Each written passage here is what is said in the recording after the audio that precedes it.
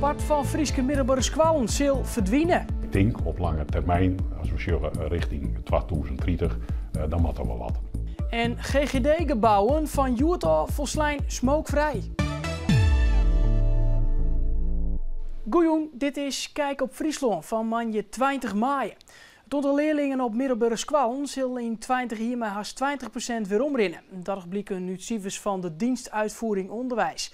Van alle provincies verliest Friesland het meeste aantal leerlingen. Krimp ieder in heel Nederland, maar in Friesland gaat het trapst. Scholen verliezen hier 1 op de 4 leerlingen. En dat heeft grote gevolgen. Zo zit het in de toekomst maar minder heel dwaamatten. Dat betekent meer geerwerkje of het aanbod crossen. Een van de scholen die het bod krimpen zal zit Annemarie van Schuurman in Frenscher. Zij rijdt roegwaai een kwart van haar leerlingen kwijt. Directeur Theo de Groot wil het onderwijs zodat het er nou is hoe rein houden. We zitten natuurlijk met een kaalslag en dat weten we al hier bij de dorpen. We zien dat en we horen dat natuurlijk al jaren. Wij willen hier graag een breed onderwijsaanbod aanbieden blijven in laat maar zeggen, gemeente Waardhoek en omstreken. Maar het aanbod hoe rein houden willen betekent dat je ergens oors geld besparen moet. En de enigste mogelijkheid die ten oerbloot is geerwerkje officieren. Het Annemarie van Schuurman is nou nog zelfstandig. Maar of dat in de toekomst ik nog ken, is maar de vraag. Ja, dat betekent dat je keuzes maakt. En een van die keuzes kan op termijn wijzen, willen we zelfstandig blijven of dat we er goed aan om de hand in elkaar te slaan. En ook te zien naar andere organisaties om dat brede onderwijsaanbod te garanderen. Het verlies van leerlingen gaat net op alle scholen lieken het. Zo verliest OSG Pieter Jelles in Ljouwert maar 4% van zijn leerlingen. Wilst het Dockinga College in Dokkum haast 24% achteruit gaat. Op de 48 locaties van GGD Friesland maar van Utah net meer smoked worden. De zoensorganisatie wil daarmee het goede voorbeeld Jan. Makkelijk wie het net om alle locaties smokevrij te maken, omdat de GGD gonggebouwen dealt met hoororganisaties. Maar nevens Margrethe Graaf is er een soort draagvlak onder de Friezen. Ik wil graag dat iedereen de kans krijgt om rookvrij op te groeien of om rookvrij te libben. En wij doen er nog heel normaal hoe dat smoken dat jet binnen in het straatbeeld. En dat is het uiteindelijke doel dat verhoort. Hoororganisaties hebben er al een smokeverbod ingesteld. Bij Verslavingszorg Noord-Nederland heeft dat vertuten dien.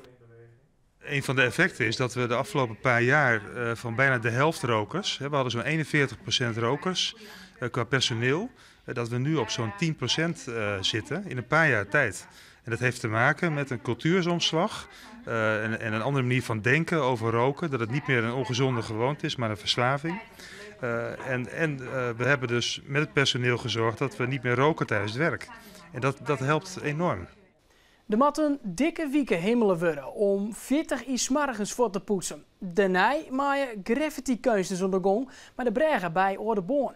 Nevens de initiatiefnemers wordt het grootste kunstwerk op een bregen in Nederland.